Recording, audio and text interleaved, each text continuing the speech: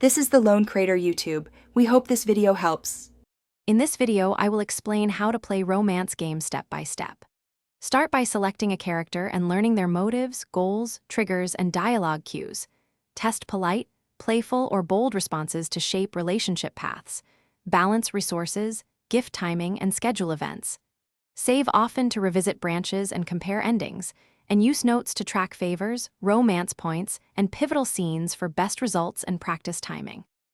Start by mastering the game systems so you feel confident making choices that matter. Focus on meters and how actions change them quickly, then plan your days around key events and resource gains. Prioritize conversations that reveal motives and keep a running list of who likes what gifts.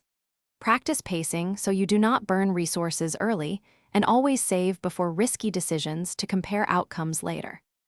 If you are finding this video helpful, please subscribe and like to support the channel.